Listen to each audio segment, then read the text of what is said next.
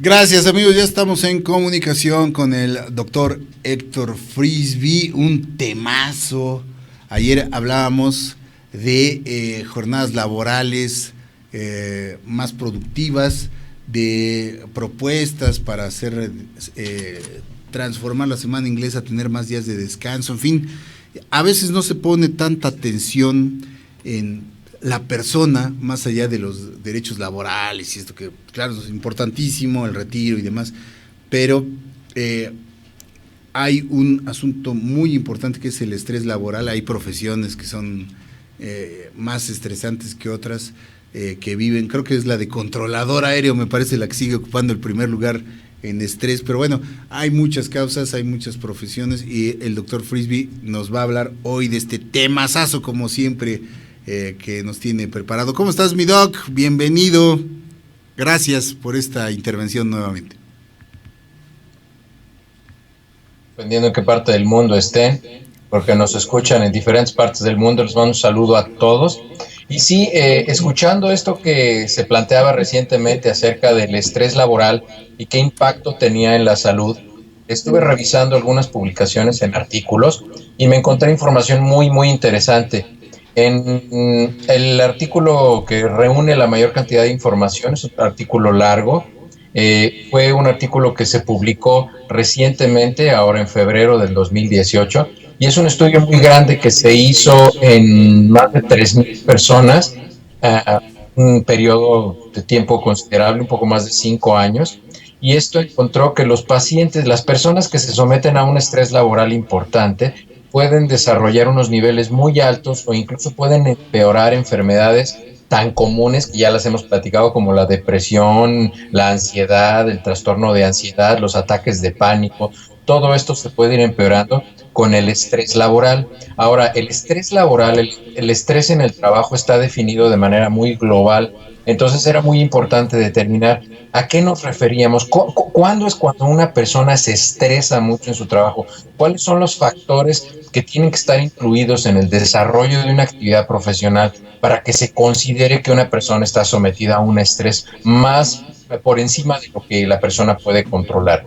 Entonces se encontraron características del estrés muy particulares y se encontró también que estas personas, estos pacientes, además de tener enfermedades de trastornos de ansiedad o trastornos neuróticos como es la depresión y la ansiedad, también pueden llegar a tener trastornos neurodegenerativos, es decir, incluso la estructura cerebral se puede modificar y puede causar cambios a muy largo plazo, como demencia, como incrementar frecuencia de la enfermedad de Alzheimer o incluso desencadenar o empeorar enfermedades como la enfermedad de Parkinson. Entonces, es muy importante que nosotros podamos identificar cuáles son los factores que le generan estrés a nuestro trabajo. Y la verdad es que aunque nos guste mucho el trabajo, buscar un trabajo que no nos proporcione esos factores en particular, porque no es tanto que tengamos mucho trabajo o que las características particulares de un trabajo sea difícil, es más bien qué impacto está generando en mí, y es muy importante que la gente lo identifique. Se los voy a enumerar, son 4 puntos muy puntuales que ustedes pueden identificar, que para saber que ese trabajo no es el trabajo apropiado o que ese trabajo los puede enfermar. Entonces, los niveles de estrés, como les digo, pueden ser el factor desencadenante. Se piensa que más o menos alrededor del 15 al 17% de las personas que están deprimidas, que tienen trastorno de ansiedad, están causados por el trabajo. Y para realizar este estudio, quitaron factores distractores, como se les conoce en estadística. Son factores que pueden sesgar un poco los resultados del estudio para que nada más fueran los factores laborales los que se estuvieran analizando. Entonces, dentro de este estudio, el estudio se realizó en un poco más de 6,500 pacientes. Se eliminaron probables factores que influían en esto, como son el divorcio, o sea, que las personas hubieran sufrido uno o más divorcios o que estuvieran pasando a través de un proceso de divorcio. Esos pacientes los sacaban del estudio. También pacientes que estuvieran pasando por problemas financieros, que estuvieran teniendo crisis financieras, que no pudieran pagar dinero y que tuvieran ese tipo de depresión adicional, los sacaban del estudio. Pacientes que tuvieran problemas de vivienda, o sea, que estuvieran a punto de perder su hipoteca, de perder su casa. También esos pacientes los sacaban del estudio. O pacientes que tuvieran enfermedades crónicas que les generaran niveles de estrés muy importantes, como una diabetes fuera de control, hipertensión, cáncer. Todos los pacientes los sacaban del estudio. También sacaron del estudio a pacientes que tuvieran trastornos de conducta, como de temperamento o de personalidad, personas irritables, personas que tuvieran estas características, los sacaban del estudio. Entonces, si se fijan, sacaban todos los distractores que pudieran hacer pensar, bueno, es que esta persona así es de enojona, bueno, esta persona está enferma, bueno, es que esta persona tiene broncas de lana, es que esta persona se está divorciando. No, todas esas personas las sacaron del estudio y aislaron estrictamente a los pacientes que llevaban una vida muy tranquila, muy normal, hasta que tuvieron ese trabajo. Y entonces, y esos pacientes, hasta que tuvieron ese trabajo, empezaron a generar depresión, ansiedad, trastornos de conducta, aislando todos los otros factores que eran distractores. Entonces, abusados, anoten, ¿cuáles son los factores que generan estrés laboral que pueden desencadenar enfermedades de ansiedad o enfermedades neurodegenerativas que pueden incluso restringir su vida? Primero, el trabajar a un paso muy acelerado, el estar muy acelerado durante el trabajo, tener un ritmo de trabajo que te permita cumplir objetivamente los objetivos a los cuales estás obligado a cumplir. El segundo es tener una intensidad en el trabajo, y en esta intensidad nos referimos a que son decisiones que se tienen que tomar muy rápido. Me viene a la memoria, por ejemplo, la gente que trabaja en la bolsa de valores tomando decisiones, que tiene que vender acciones en un periodo muy corto de tiempo. Esa sería una alta intensidad de trabajo. Si no toman la decisión que tienen que tomar en ese preciso segundo, a los 15 segundos, ya las acciones van a valer $3 menos, lo cual significa en 400,000 acciones, pues bueno, significa $1,200,000, entonces ya perdieron mucho dinero. El tercer factor es que tenga a las personas un trabajo con requerimientos o metas contradictorias. A todos nos ha pasado que vamos a trabajar a un lugar y es como en la guerra de los apaches, o sea, llegaba un momento en el que había muchos jefes y pocos indios, entonces todo el mundo quería dar órdenes y había muy pocos que obedecían órdenes. Entonces, cuando en el trabajo tenemos órdenes contradictorias, que sabemos que esto era un jefe, pero un supervisor quiere otra cosa completamente diferente, eso genera unos niveles de estrés muy altos, porque en realidad no sabemos qué es lo que tenemos que hacer, hacia dónde tenemos que llevar el objetivo de nuestro trabajo. Un cuarto factor que genera niveles de estrés muy importantes es cuando el empleado, la persona, el trabajador, tiene muy poco control o tiene muy poca capacidad de decisión respecto a lo que hace en su trabajo. Es decir, que a cada paso de lo que está realizando en su trabajo tiene que ser sometido a la evaluación o al escrutinio de otra persona, y el trabajador no tiene la posibilidad de tomar una decisión en un sentido respecto al trabajo. Y este punto a mí me pareció muy importante, porque fíjense, el problema no es que tengamos que tomar decisiones en nuestro trabajo y decisiones importantes, porque podemos estar frente a lo que tú decías, los controladores aéreos. Los controladores aéreos tienen que tomar decisiones muy rápidas en un momento, en momentos muy cortos, para que no vaya a haber un accidente de aviación, incluso a pesar de lo que les digan las personas que van en el avión. Son decisiones muy importantes que tienen que tomar de manera muy rápida, pero ellos tienen la capacidad de tomar decisiones y nadie se las va a cuestionar, y no van a tener una persona atrás que le va a decir, no, mejor dile al avión que vaya más atrás, no, mejor dile, no, ellos tienen la capacidad de tomar esas decisiones, que ya estuvieron en el simulacro, ya vieron que su manera de ejercer su profesión es correcta. Pero cuando una persona tiene poca capacidad de decidir, de tomar decisiones en su trabajo, eso es lo que genera mucho más estrés, porque la gente se siente poco importante, siente que su capacidad intelectual y su conocimiento puesto junto no tienen la mayor importancia para el desempeño de su trabajo. Por lo tanto, no puede generar apego a su trabajo, no puede tener afecto a su trabajo. Entonces, todo ese tipo de decisiones son son todo ese tipo de actitudes respecto a no poder decidir qué es lo que yo tengo que hacer. Es un poco a lo que nos pasa a veces en la vida, que cuando somos niños nos genera mucha frustración y mucho coraje, que todas nuestras decisiones prácticamente las toma nuestro papá, ¿no? Y esta es una parte muy importante cuando los adolescentes se rebelan contra los papás. Es por eso, porque vienen guardando toda esa frustración, porque los papás no los han dejado hacer lo que ellos quisieran, que bueno, actualmente así debe ser, porque ese es un proceso educativo, pero así es el nivel de frustración que se genera y ese es el nivel de rabia que se genera en una persona que no puede tomar decisiones en su trabajo.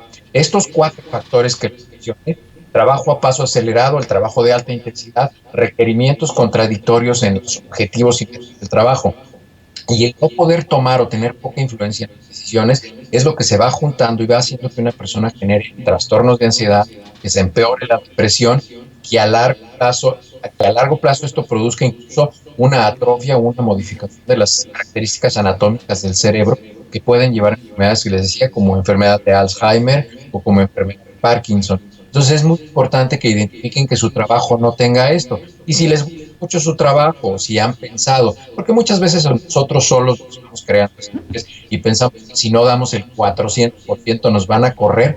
La verdad es que, digo, yo les aconsejaría que en el 80% de su trabajo, que se relajen y si no es bueno ustedes el trabajo, que se cambien. Otro trabajo lo van a encontrar, pero otro cerebro y otra vida no la van a encontrar en ningún lugar. Esas serían las recomendaciones que yo les haría con base en los hallazgos de este estudio. Muy interesante, mi doc. Ahora, 2 cosas. Bueno, nos pregunta aquí Berito González que si enfermedades como la artritis reumatoide pueden ser causadas por el estrés laboral. Bueno, el estrés puede ser causante de muchas enfermedades, ¿no, doctor? De muchos desequilibrios, se atribuyen hasta cánceres, ¿no? Incluso las llamadas enfermedades psicosomáticas, ¿no? Que es tanto que van minando precisamente la salud física. Ya lo decían los griegos, ¿no? Mente sana en cuerpo sano. Entonces hay que tener ese equilibrio, pero también está la parte, mi doc, no sé ahí cómo llamarlo, estaba yo pensando, porque hay un estrés que podríamos llamar estrés, aunque también es parte como de la emoción misma, de la responsabilidad, del trabajo. Digo, tú tienes cierto estrés cuando tienes una cirugía difícil, un paciente que está a punto de morir. Es un estrés, pero es un estrés además que te da esa emoción de la satisfacción de que haces de tu trabajo, el estrés del mismo controlador aéreo, el estrés de un periodista, un reportero cuando está en la calle cubriendo alguna parte, pero es esa emoción o la emoción que tenemos antes de entrar al aire, que podríamos decir, es una mezcla entre estrés y emoción, que es hasta cierto punto saludable, ¿no? Que es lo que te hace sentir además vivo y disfrutar parte del trabajo.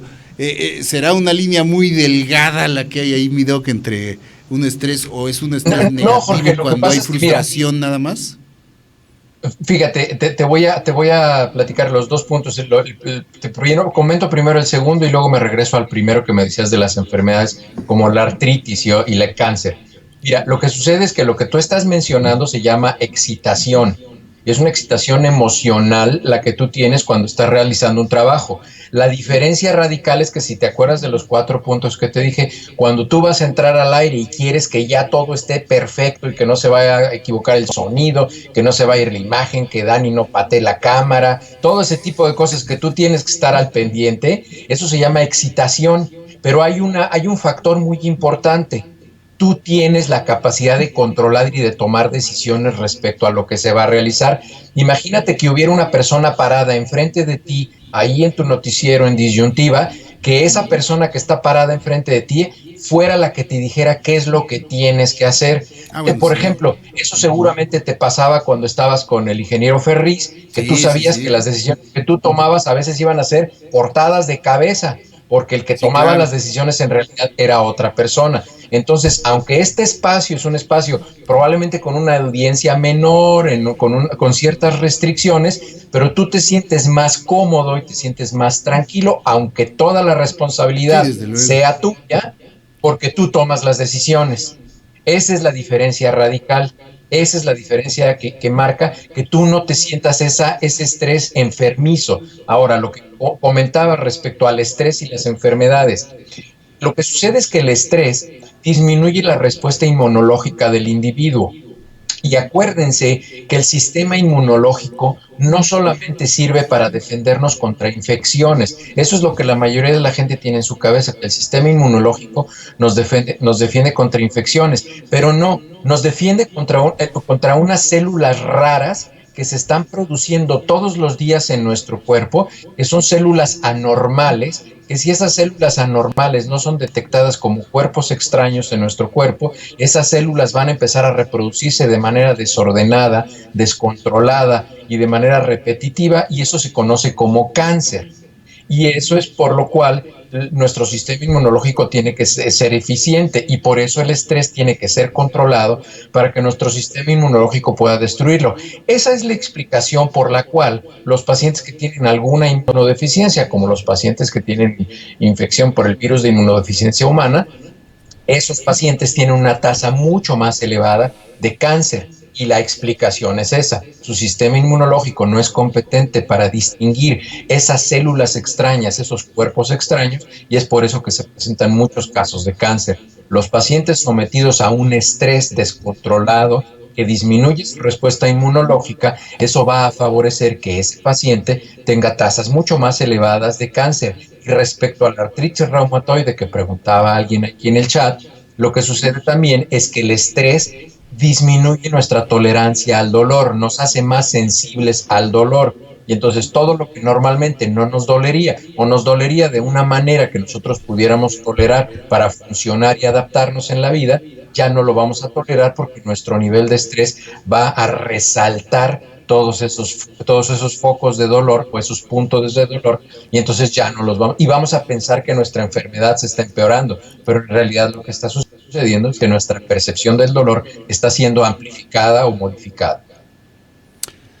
Pues como siempre, doctor, nos aclaras todo lo que hay en este aspecto, y sí, pues básicamente yo creo que está muy relacionada la actividad diaria con el éxito, la frustración, ¿no? También de alcanzar objetivos, de superarlos y de tener satisfacción cuando pues, tenemos un jefe o varios, ¿no? Que tengamos esa satisfacción de recibir palabras de aliento o un buen trabajo, que debe ser parte de la responsabilidad de quienes son cabezas de proyectos, ¿no? Hacerlo para generar buenos ambientes, ¿no? En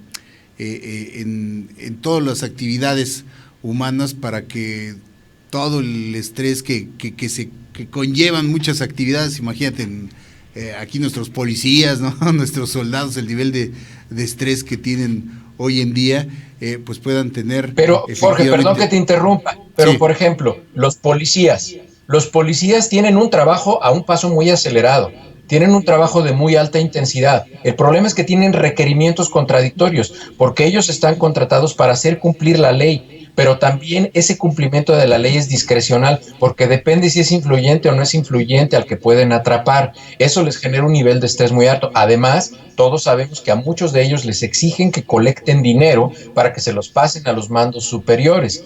Y además, ellos tienen muy poco control y muy poca capacidad en la toma de decisiones.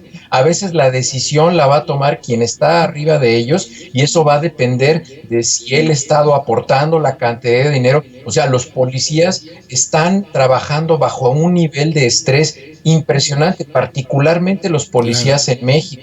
Ellos son víctimas de un sistema corrupto, entonces hay que tener mucha compasión. Yo entiendo que a la gente le caen mal los policías, yo lo entiendo, pero, por ejemplo, a mí no se me apetecería tener un trabajo en el cual voy a salir a la calle y voy a ser posiblemente asesinado por un criminal, y ofrecer mi vida por el beneficio de una sociedad, porque aunque sea por disuasión, mi presencia va a disuadir que algunas personas no hagan un delito. Entonces, tenemos que tener muy en cuenta todo eso, tenemos que ser claro. debemos de tener mucha pasión respecto a nuestros compatriotas, porque aun cuando se equivocan reiteradamente los policías, pero son gente buena, que si les dieran la oportunidad, yo te aseguro que si les dieran la oportunidad a los policías de tener un trabajo digno, con respeto, que no los obligaran a robar, ellos estarían muy orgullosos de realizar su trabajo.